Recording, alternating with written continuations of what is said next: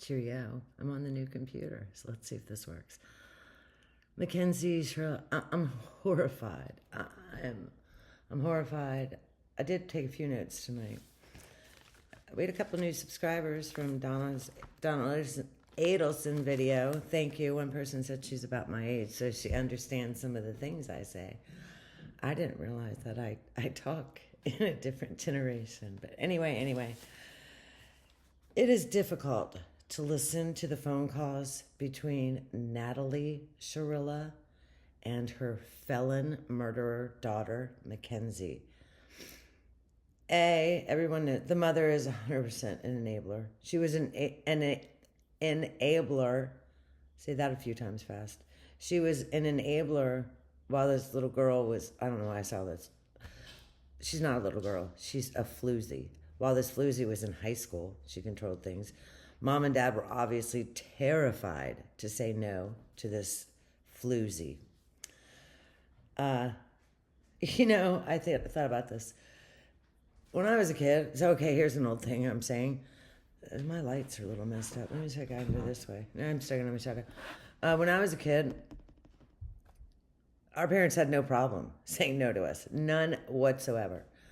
But I may have said this recently, but there was a commercial that came on television. It was just a black screen. And a man, he said, "It's 9 p.m. Do you know where your children are?" And that's because we were out having fun. We weren't doing naughty things. We definitely weren't driving vehicles into brick walls at 90 miles an hour. But we were out being stupid. I saw a meme the other day where the kid said to the father, "Well, life must have really stunk when you guys were kids. You didn't have the internet." And it was a photo from the mid-70s, early 80s of kids playing spin the bottle. And the dad says, "Oh no, we figured it out." But this little girl, okay, I may lose my spot. Do you know she was a prostitute? So she was a 17-year-old prostitute, which means any man, or woman, who paid for her services was committing a crime. This happened 3 years ago now. So I'm sort of surprised the Strongsville police didn't investigate that a little bit. Now, tell me below, is it a crime if the girl is 17 but she tells the guy that she's 18? Is it still a crime? Is it the man's responsibility to verify her ID? And I'll change the subject a little bit. A woman has a right to go have an abortion without the man's consent. Well, why doesn't the man have a right to say, "You know what? I'm not interested. Don't want to have a child. Good luck. If you want to have a baby and raise it, God bless you. Good luck." Why is he financially responsible, yet the woman can end the pregnancy without his consent? Okay, I just got on a little tangent there. But referring to this girl's parents being terrified to say no. On the day of the murder, Davion's parents didn't find out until 12 noon, and they found out via a phone call. I assume you've seen the body cam of the police telling Dom's mother. It's horrifying. I get like goosebumps or chills just thinking about it. But at one point she says, "Why couldn't you have just told me he'd been arrested?" And oh my goodness, she's exactly right. You definitely don't want the police coming to your house to say, "Oh yeah, your child's been arrested now." But you'd much rather them say that than your child is now deceased. Life was completely different. It was 1989, summertime. I was home from school, and I'd had a little bit too much to drink. And the state cop said, "Well, you only live about 2 miles away. I'll follow you home." And he followed me home. I mean, life was completely, completely different. And I'm not justifying, as the Brits say, drink driving. P.S. Diana was killed by a drink driver. Okay, day of the accident. I told you, Davion, I'm so sorry for getting the wrong. Davion's parents were told via phone call. So they go to the hospital. How did Floozy survive this crash? I read or I saw that her head was lodged between the dashboard and the steering wheel. She was wearing Prada flip-flops, which who knows how much she paid for those and who cares. And her foot was still lodged on the accelerator. She was conscious when they got to her.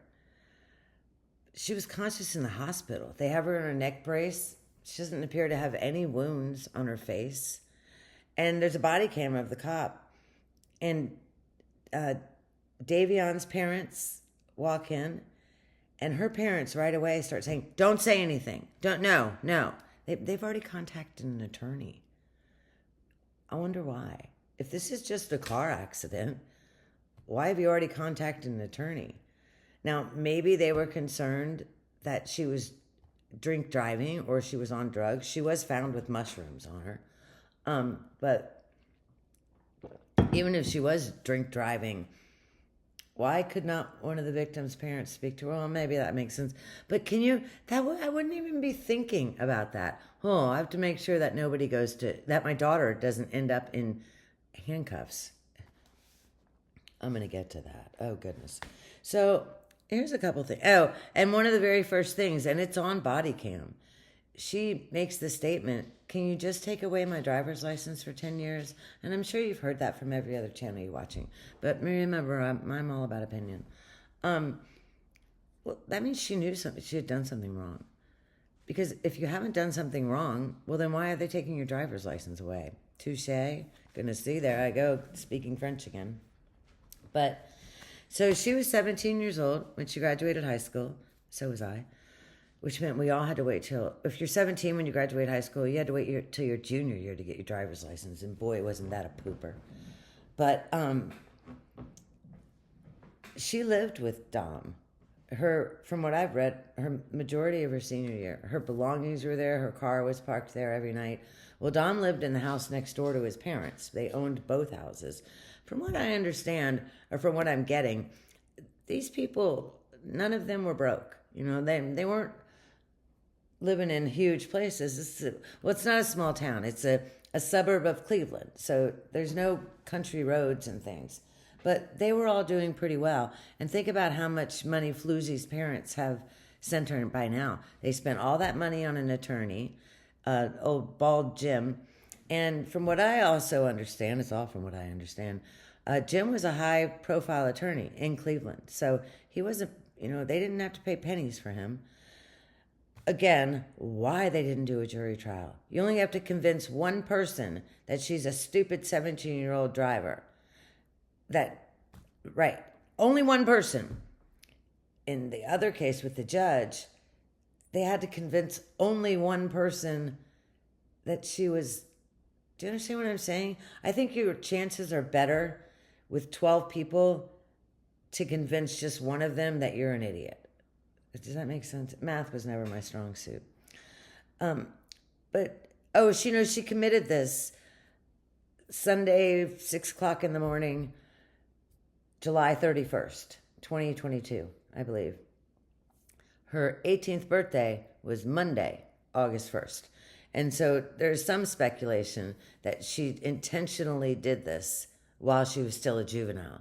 Had that been the case, the longest sentence she could have received would have been until her 21st birthday, which, 3 years away? Dom was going to the military. I believe he was done with her. He tape recorded that phone call, listened to phone calls from prison. I'll try to put the link there. And he never got upset the whole time. He's like, really, you're going to key my car? The only thing he says, you want to go to dinner with us? From what I gather, me and your grandmother were gathering. His grandparents were coming over and they were having dinner at his mother's house next door. I'll get to his father in a minute. And he says, oh, you want to come for dinner? I didn't know you wanted to come. So that sounded a little bit. But at one point he makes a statement to her, I don't know if it's going to key my car or you're going to break something. And he says, you're really going to break something? And she says, yeah, I know. So let me in. So she's admitting she's insane. 17 years old and she's doing that. This chick, she's insane. Uh-oh. There you go. I don't know if you lost me or not. I'm back. I think he had told her, look, I'm joining the military. And she was horrified. What was he doing at a party with her? I sort of get the going home at 6 o'clock in the morning. That, unfortunately, that makes sense to me 30 years ago. But we already know this. She had driven the path on Prospect many times. She knew that there was a big brick wall right there. Both of the boys, neither of the boy was wearing their seatbelt. And somebody just commented on a video I made that said, what did it say? Oh, they think MACKENSIE, Floozy, had reached over and unbuckled Dom's seatbelt. Pushed the little button. Davion in the back's not wearing a seatbelt. And I guess that's kind of normal. Now, I wear my seatbelt in the back seat. I just rode to North Carolina and back in the back seat, and I wore my seatbelt the whole time. I even was able to get myself horizontal a little bit, and I had to wrap a little blanket around the seatbelt buckle because it was digging into my body, but I wore my seatbelt the whole time. So Davion not wearing his, that doesn't surprise me. He's 18 years old. But Dom not having his on, what I think is he was maybe taking it off and thinking he could jump out of the car. Of course, none of us know. But the fact she's wearing her seatbelt, I think that she had this logic. Well, if I die, I die. And if I don't, it'll just be an accident, No big deal. She's a little psychopath. Literally a psychopath. Imagine the horror that those guys, I've heard that took 25 seconds for her to get the car up to that speed, whatever, 88, 90 miles an hour. That's a long 25 seconds. When John F. Kennedy Jr. murdered his wife and her sister and committed suicide himself in that plane crash, I read the whole NTSB report because I'm stupid like that. I read the one on the Titan also, 300 dumb pages. It took they were in 17 seconds with that, what's it called? A suicide spiral or something. But when you're in that G-turn spiral and you're just sitting there going, when you were a kid, did you go to King's Dominion and they had a ride? It was called the Time Warp, and it was a big circle, and you stood at the wall, and it started spinning really fast, and then the wall dropped, and people could go sideways because you're stuck to the wall because it's spinning. Well, that's how that airplane did. They know exactly what's going on. They can barely move. 17 seconds. The night I read that, when I got into bed, I counted out 17 seconds. That's a long time to know you're going to die. And those ladies and Kennedy Jr., they all knew they were going to die. The worst part is even until 10 seconds into that, he could have flipped the autopilot and that plane would have tripped right out and leveled out. But he was too arrogant and stupid. He had no business being in that airplane. Right now, Maureen Callahan is talking about him. I've always felt the way Maureen's talking, just no one. I just don't happen to have a show called The Nerve, and I get to talk about it. But I've always kind of thought he was a piece of junk. I was more annoyed because there was a golf tournament on that day. It was a Saturday, and they were clipping out of the golf tournament to show the Atlantic Ocean with boats on it looking for this guy. Looking for this John F. Kennedy Jr., and they knew exactly where he was. It took them 3 days to find the Titan in 12,000 feet of water, 13,000 feet, 4,000 kilometers. 3 days. And it took them 3 days to find Kennedy's airplane in 200 feet of water. Wonder what they were trying to hide. If you want me to tell you how I feel about that, let me know below, and I will. Okay, anyway, back to the Floozy. Selling her body. $1,000 for pictures, $2,500 for anything you want. Dom's mother knew she lived there. She could have had that ended. Dom, she's 17. This is illegal. Get her out. Simple as possible. Mrs. Russo could have even called her parents. Now, her parents may not have agreed, but Mrs. Russo said, look, she could have lied and said, I had one of the neighbors say something and they're going to call the police. And I don't want Dom to get charged with, any kind of sex crime. And I completely understand that. I'm sure you've seen the videos. I guess they're either TikToks or Instagram posts. I don't know which. The one there, she's dancing. I'm the girl you die for. See, I've already said that because I remember singing that. I said this once before. I'm just the kind of girl that can do a lot of drugs and not die. No, you're just an idiot. I'm sorry. My ponytail band is sort of hurting me. Excuse me a little bit. Where was I going? Oh, her parents followed her on social media. I just heard that today. And her mother liked her post. So this was no big shock to her parents whatsoever. And I apologize. I'm not trying to criticize Dom's mother. She seemed like a wonderful woman and honestly loved her children. She said that Dom lived there because he was having problems with one of his brothers. And whatever the reason, he still lived there with a 17-year-old girl, and that's illegal. One of Floozy's ex-boyfriends named Tyler, he went to the police right away. They all have this Life 360 thing where they can stalk each other. And he went to the police and said she's crazy. She had a voodoo doll of him, I assume, and put pins in it. And that's funny. That's a joke I use all the time. I'm like, I'm sticking a pin in you. On one of these phone calls with her mother, and of course phone calls from prison, she asked her to change her Instagram name on one of her accounts. So obviously she has multiple accounts. She wants her to change it to, I had to write this down, if they ain't hating, you doing something wrong. Hashtag free Kinsey. Again, so if they ain't hating, you doing something wrong. Well, her mother begins to write it down so that she can change it. And finally her mother says, I'm not sure that's such a good idea right now. I'll write the free Kinsey thing, but not this if they ain't hating thing. Her mother seems to have a fingernail worth of brains. I'd love to know what her mother does for a living, and I've tried to figure it out. But her mother is able to talk while she's working. She's like, I'm working now, and I need to work again at 8. So I assume she's not running the register at Circle K. But she's doing something where they make enough money, and I've never heard anything or the father. The only thing I've heard about the father is he is unable to talk to you on the phone because he can't control himself. Well, when you write a letter to the prison, it's copied. So I assume she has zero communication with her father. Oh, but at court, only Dom's mother spoke. Dom's father is not in his life very much. I learned that. But years ago, Dom's father lost a nephew in a boating accident. And he wanted the driver of the boat prosecuted to the fullest extent of the law.